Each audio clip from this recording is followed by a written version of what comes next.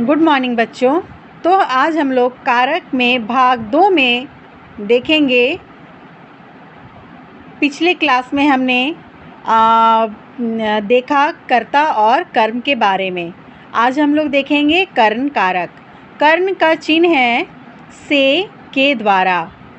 तो कर्ता जिस साधन से क्रिया करता है उसे कर्ण कारक कहते हैं। जैसे मैं कलम से लिखता हूँ, यहाँ पर उसके द्वारा यह काम पूरा हुआ है। मतलब ये जो से है और उसके द्वारा, तो ये उसके कर्ण कारक को दर्शाता है।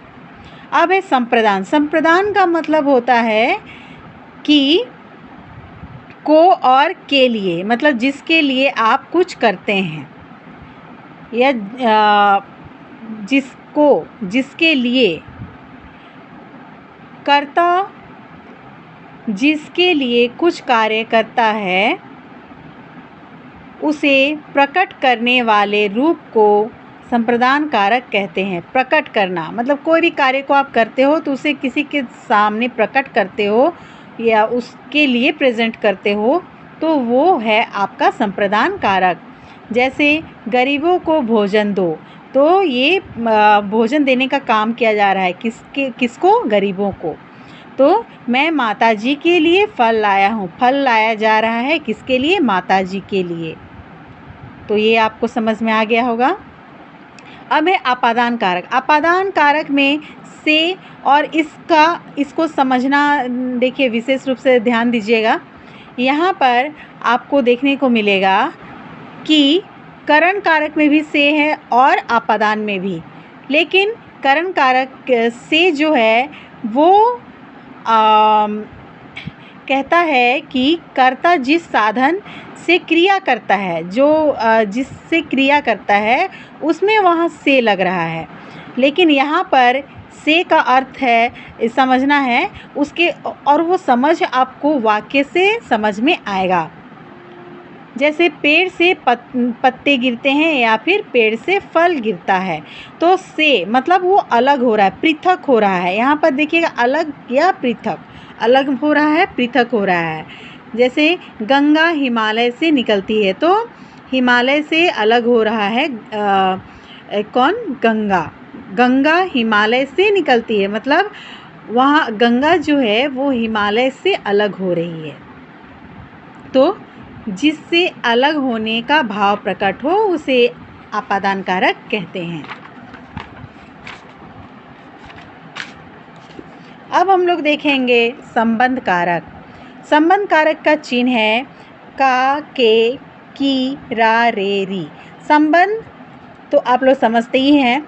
संज्ञा के जिस रूप से किसी वस्तु से संबंध प्रकट हो उसे संबंध कारक कहते हैं। जैसे नेहा रमन की बहन है, यह प्रतीक का विद्यालय है। तो ये रिलेशन को बता रहा है, संबंध को बता रहा है। अब है अधिकरण कारक।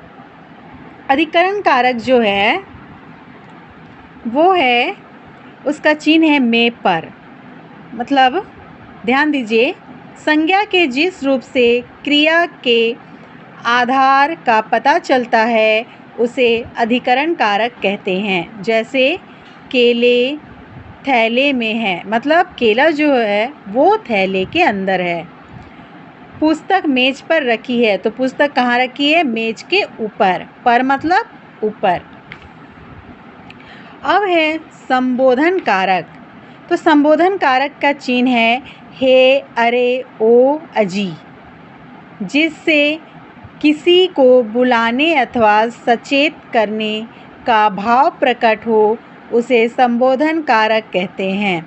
जैसे हे ईश्वर रक्षा करो, अरे राम तुम कब आए, या फिर आह कितना सुंदर बगीचा है। तो ये सभी आपका संबोधन कारक के अंतर्गत आता है। अब हमने सीखा, तो क्या सीखा? संज्ञा व सर्वनाम के जिस रूप से उसका क्रिया के साथ संबंध जाना जाए उसे कारक कहते हैं। तो ये तो स्पष्ट हो गया है आपको, पिछले क्लास में ही आपको स्पष्ट कर दिया गया था। अब देखें कारक के 8 भेद हैं, तो कौन कौन? कर्ता, कर्म, करण, संप्रदान, आपादान, संबंध, अधिकरण, संबोधन। और इसके चिन्ह भी हैं। कर्ता ने कर्म को कर्ण से